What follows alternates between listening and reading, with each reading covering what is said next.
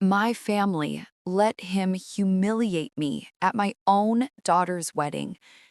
And that was the moment I realized I was never part of that family to begin with.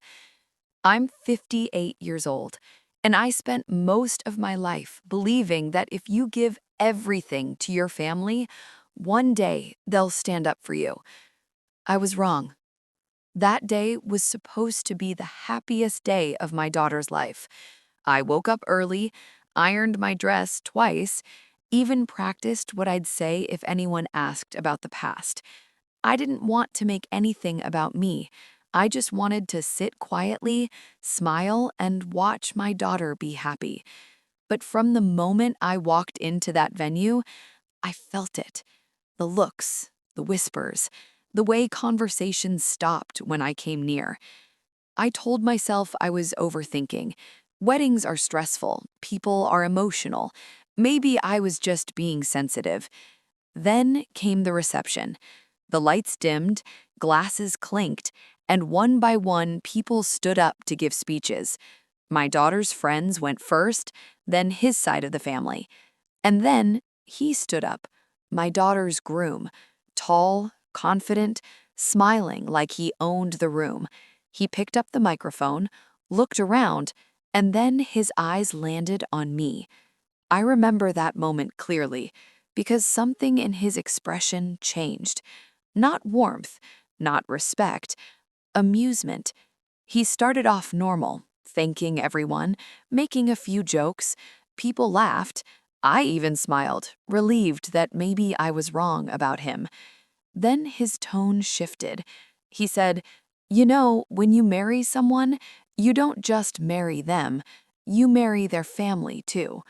People nodded, and then he added, "And sometimes you get more than you bargained for."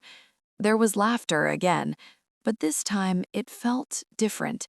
He turned slightly toward my table, toward me, and said, "I just want to thank my wife for turning out the way she did, despite everything she came from." The room went quiet.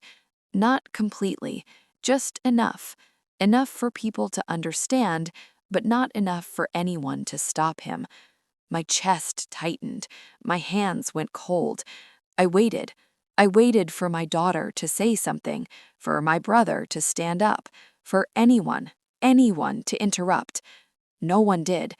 My daughter just sat there, frozen, eyes down. He kept going. Because let's be honest, not everyone has the best examples growing up. A few people chuckled awkwardly. And in that moment, I realized something that hurt more than his words. It wasn't that he humiliated me, it was that my family let him. I felt something inside me shift. Not break, shift. I stood up slowly. My chair made that quiet scraping on the floor, the kind that shouldn't be loud, but somehow is. And for the first time that night, people looked at me. Really looked. I didn't rush. I didn't shout. I just walked forward, step by step, calm. He noticed me coming. His smile flickered for just a second. I reached the stage, held out my hand, and said softly, "May I?" He hesitated, but in front of all those people, he couldn't say no.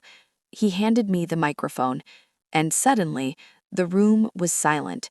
Not awkward, not unsure, silent. I looked at my daughter first. She couldn't meet my eyes. Then I looked at him, and I smiled. "Thank you," I said, "for your honesty." A few people shifted in their seats. I continued, "You're absolutely right. When you marry someone, you marry their family." I paused, let it settle. And I think it's only fair that everyone here understands exactly what kind of man you are marrying into this family. That's when his face changed, just slightly, but enough. I reached into my purse and pulled out my phone. I didn't plan to do this tonight, but I also didn't plan to be humiliated at my own daughter's wedding. A ripple moved through the crowd. I tapped my screen, and then I played it. His voice, clear, sharp, unfiltered, talking about my daughter, about me, about how he was only in this marriage for what he could gain, laughing about how easy it was to manipulate everyone. The room froze. You could hear it in the air, that shift, that moment when people realize they've been wrong. My daughter's head snapped up, her face drained of color. He stepped toward me, whispering, "Turn that off." I didn't. I let it play. Every word, every lie, every truth he thought no one would ever hear. When it ended, I lowered the phone slowly. No one moved. No one spoke. And then I said quietly, "You didn't embarrass me tonight." I looked him straight in the eye. "You exposed yourself." I handed the microphone back, turned around, and walked out. No drama, no shouting, just done. Behind me, I could hear voices rising, questions, panic, but I didn't stop, because for the first time in my life, I didn't need them to choose me.